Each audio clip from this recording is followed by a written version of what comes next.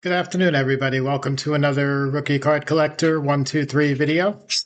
In today's episode, we are going to continue our look at top 10 early cards for Baseball Hall of Famers. Today's episode is going to feature Jake Beckley. Beckley is one of the few guys that spanned both the 19th century as well as into the 20th century. So Beckley began his career in the mid to late 1880s and ran all the way through the T206 tobacco card era, 1910 or so. So the first Beckley card we're going to look at, and this is a sort of an unusual player, unusual case. His true rookie card would be his N172 Old Judge, which he has about 7 or 8 different poses, 7 or 8 different variations within the Old Judge series. Those came out between 1887 and 1890. The earliest Beckley card came out in 1888. So his earliest rookie would be 88. He had no cards in 87. The odd thing with Beckley is this Old Judge card, besides being his rookie card, is actually one of his most easy to obtain. Not that the Old Judges are ever easy, but his other cards are so tough that the Old Judge, in comparison, is actually one of the more realistic cards for Beckley to go after. So any of those Old Judge variations, 1888 through 1890, rookie cards for Beckley. The second item ever produced for Beckley, we move on to the 1896 to 1898 era. Typically around 1897 is what most catalogs list it as. This one would be a cameo Pepsin pinback. So these were what looked like actual photos on a small, approximately 1 inch in diameter pinback. They're portraits or neck-up poses of the players with the last name and the team name underneath in circular format at the bottom. The cameo Pepsins are super rare. Populations on these are probably under 5. For just about all the known individuals. The set had, I believe, over 200 different subjects.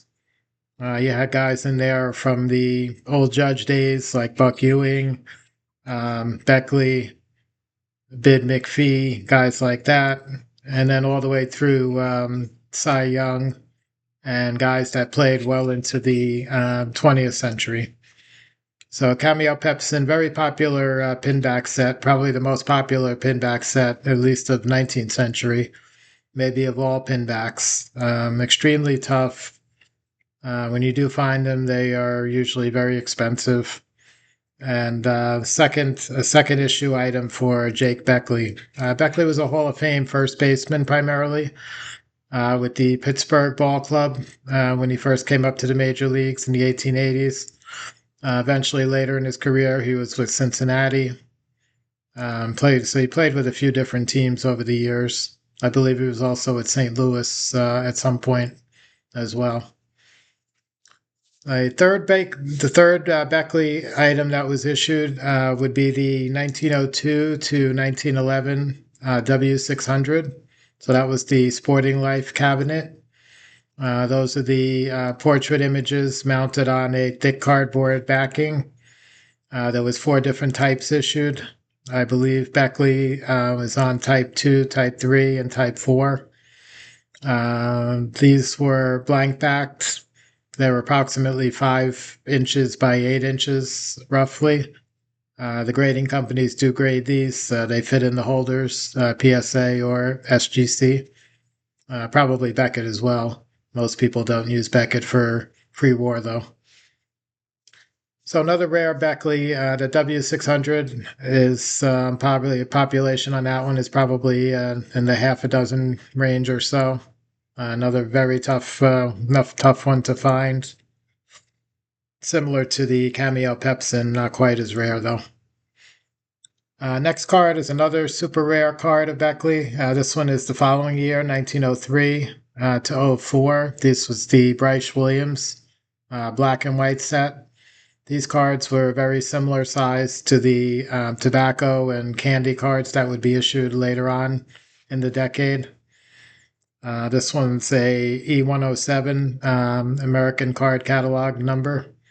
And as I said, Bryce Williams series, Beckley's in there. Population on that one, I believe, is somewhere around 5 or so also. So another super tough and super expensive card if you're able to ever come across it. The next one is by definition, is the toughest Beckley card of all. This one is a 1904 Allegheny set. The Allegheny set was never distributed. It was in conjunction with a board game that was being produced, a playing game. And as far as anybody knows, there was only one set ever produced, which we deemed to be a test issue. So there's only one card of everybody in that series. It was all National League players, and it was, for the most part, most of the big names from the early 20th century. Christy Mathewson is in there. Mordecai Brown is in there. A number of other early turn of the century Hall of Famers. So one of a kind. These obviously never come up for sale. I've seen a few Hall of Famers sell back 10, 15 years ago. They usually bring several $1,000s back at that time. So I imagine today probably would get into 5 figures. There's a Frank Sealy in there, which is a rookie card, his only known career contemporary individual card. Sealy was a manager, executive for the Boston Bean Eaters team, primarily during the 1890s, and Sealy's in the Hall of Fame. So 1904 Allegheny test issue, Beckley, the rarest Beckley that there is. Another super rare one is going to be also 1904. This is a series of cabinet cards. We do not know who the photographer was that took these photos. So therefore, they're referred to as the 1904 anonymous cabinets issue. Beckley appears in there. There's several other Hall of Famers and non-Hall of Famers as well in that series. Was only produced the 1 year. These were probably produced more for the player individually, maybe the player's family, possibly for the team. It's not believed that these were ever distributed in any way to the public. Next one is the 1905 to 1909. So these were distributed over about a 4-year period. These were sold to the public. They were not only for the players and the team. These were also player cabinet cards, the thick cardboard backing with the real photograph mounted on it, the roughly 5 by 8 inch size. These were all taken by Carl Horner, who's one of the most famous baseball photographers for the early part of the 20th century. He's the one that took the famous photo for the T206 Honus Wagner card. So Carl Horner cabinet for Jake Beckley, 1905 to 1909. Next card we have up is probably the easiest and most likely one for you to find if you're looking for some sort of career contemporary Jake Beckley, in addition to the card that's going to follow after this one. But this is a 1906 Fan Craze. Fan Craze was a playing board game. They came in 2 different games. One was produced for the National League players, one was produced for the American League players. Initially, it was believed that the American League set came out in 1904, 2 years before the National League set, which came out in '06. It has since been determined that both sets were produced in 1906, American and National League. So Beckley appears in that Fan Craze playing game card set, one of his 2 reasonably possible cards to obtain. And the last one is going to be his most common, more so than the fan craze even. And this would be the 1909 to 1911 T206 tobacco card with the various different tobacco brand backs, some being scarcer, some being more common. Beckley appears in there with a portrait image, and the single most obtainable Jake Beckley card.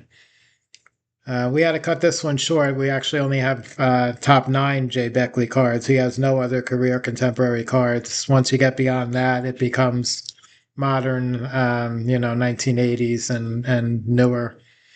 So, top 9 lists for Jake Beckley.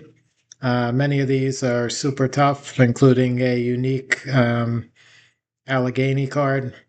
A couple of more easy to obtain cards at the very end of the list. And interesting Hall of Famer, like I said, he wraps around the 20th century, the turn of the century. So I hope you guys got some good information. Jake Beckley, player collectors, maybe learned about a card or two to go after. And hope you guys enjoyed the video. Have a great day, and I'll catch you guys on the next one.